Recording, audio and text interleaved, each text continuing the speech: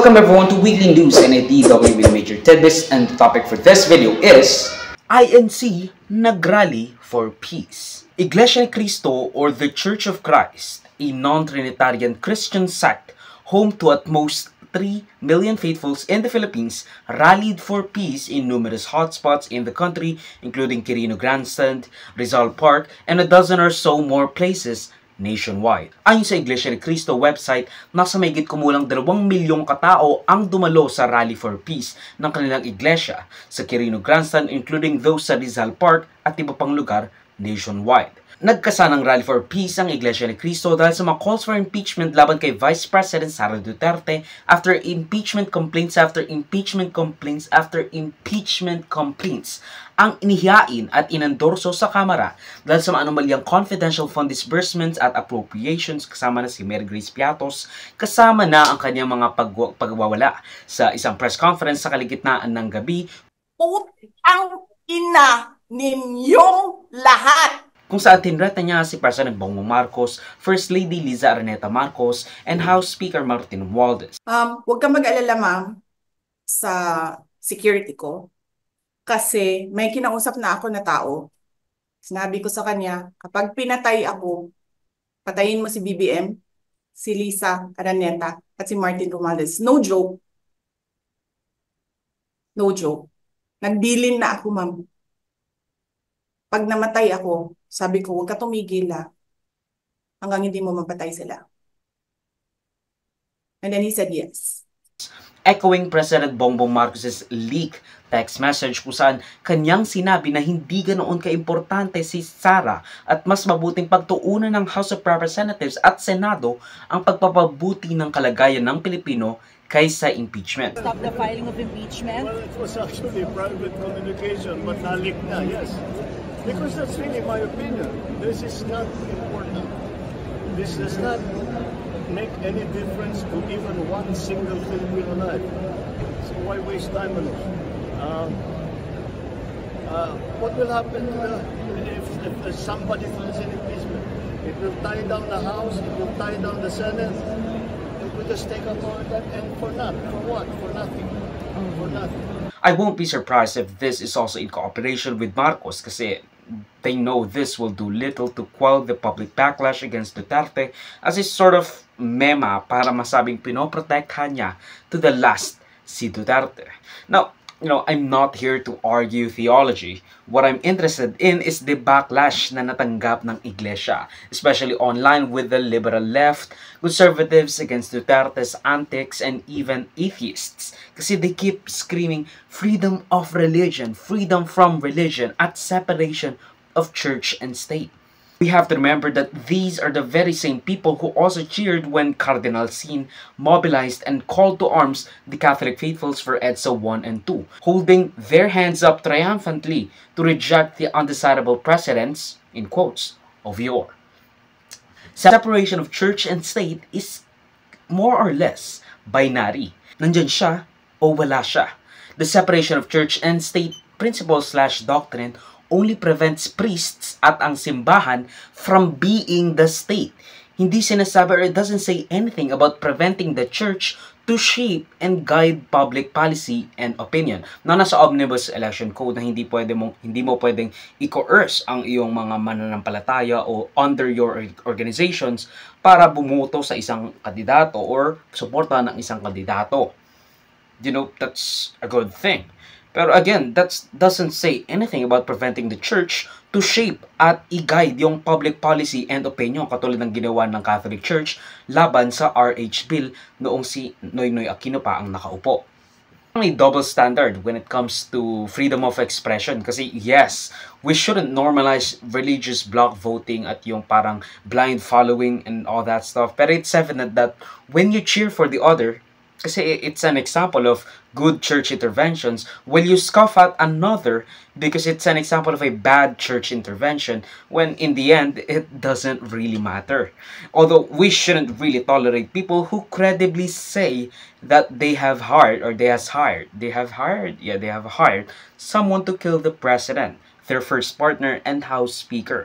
Any of those people shall be protected because they are, or at the very least, killing them would be tantamount to treason. The Iglesia ni Cristo is a powerful bloc of the Philippines with consistent voting patterns in national elections na hinahagilap ng mga politiko dahil sa kanilang timely tradition of, or at least the people speculates, religious bloc voting.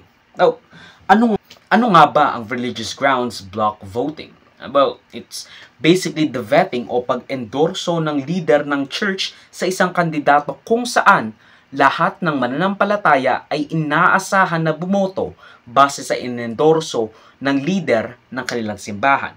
Sa case of Iglesia ni Cristo, they have done many endorsements. Sa kaso ng Iglesia ni Cristo, many of the candidates na nanalo attributes part of their success sa endorsement ng Iglesia ni Cristo. But, and this is a big but, the math isn't mathing. Diba? Kasi kung tutusin mo, 2 to 3 million people sa Pilipinas, that's not a lot. We have 100 plus million people. We learn na malaki ang tsansang mananalo ka kung inendorso ka ng Iglesia ni Cristo, with almost 90% success rate sa mga inendorso nila sa pagkapresidente and 3 out of 5 simula kay GMA noong 1998. Ganoong kalaking impact ang INC when they're barely the top 3, less than a few percentage of the population. Ang sagot, publicity and PR. Malaki ang media apparatus at financial wealth ng INC at base sa mga nakaraang eleksyon, the INC block voting is a mirage or at the very least misunderstood. Kasi matatandaan natin na the INC tends to endorse candidates who are already popular and leading the polls a week or even a few days before the election. Kumbaga, mananalo na sila, kaya sila inendorso. Probably to keep up the mirage, yung parang image, na they're the winning piece of the electoral puzzle, na hindi mananalo ang isang tao kung hindi sila i-endorso. Because, you know, correlation equals causation and all that stuff. Pero hindi. They're riding the coattails of public sentiment. Yung alam na ng tao na mananalo, yun ang kanilang i-endorso. To keep up the mirage, or as they say, make it so that to ensure that the Iglesia faithfuls are in line with Iglesia ni Cristo management. So that there is unity among these people. Tignan mo ang nangyari noong 2016. Ang kanilang inendorso ay si Bongbong Marcos. And they almost, or at the very least, Marcos has already been kind of going through the polls one by one. Mananalo siya. That's what they think. Kaya yun ang inendorso nila. Pero, again, through sheer luck or I don't really know how, 300,000 votes ang lamang ni VP Leni kay then Senator Bongbong Marcos. Now, the Iglesia continued to say that this is not a political rally meant to support one candidate over any other. The Iglesia continued to say that this is not a political rally meant to support one candidate over any other. According to the INC management, it is, as evident in the name, a rally for peace in support of President Bongbong Marcos's sentiments to ignore the calls for impeachment and just do your job as you were. Now, what I can tell you all about the INC faithfuls are that they are ardent supporters to their church and faith to their Almighty God. It is a testament to their dedication to peace, community, and unity. Now, of course, kahit na this is not a political affair, you can't expect politicians to not show up. Meanwhile, Vice President Sara Duterte and even Rodrigo Duterte thanked the INC management for their support against the impeachment complaints filed against her. Kasi isang mapagpalang araw sa aking mga mahal na kababayan. Taus-puso akong bumabati sa lahat ng lumahok sa malawakang peace rally ngayong araw. Ito ay isang makapangyarihang pagpapakita ng pagkakaisa at pananampalataya na ang tanging hangad lamang ay kapayapaan tungo sa kaunlaran ng ating bansa. Nagpapasalamat ako sa ating mga kapatid sa Iglesia ni Cristo sa inyong patuloy na pagsisikap na maghatid ng pagkakaunawaan at pagkakaisa sa ating mga kababayan.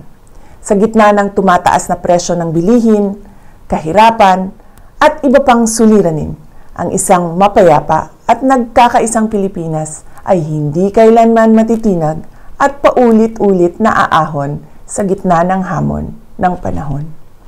Muli, sa aking mga kababayan, maraming salamat sa inyong malasakit sa bayan.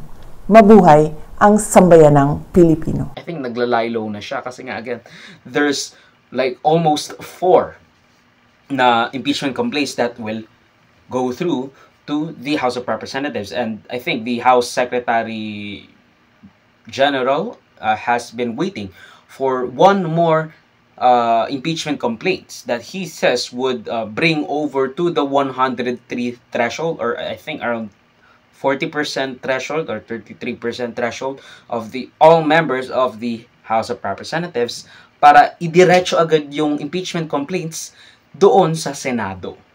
So, whoop-de-doo. Ang video clip na ito ay galing sa aking series na News Worthy Recap. Check the entire video for the complete weekly news recap and subscribe to the channel to be kept up to date sa mga local at global news na I'll make sure would be interesting to you particularly. Di ko alam yung name mo pero you should subscribe. You... Muhammad Smith? I don't fucking know. John Smith? Salamat sa panonood mga kabayan. For me, like, subscribe, follow my links in socials and avoid. Choose that would be linked down below. Sa susunod muli, of course, paalam.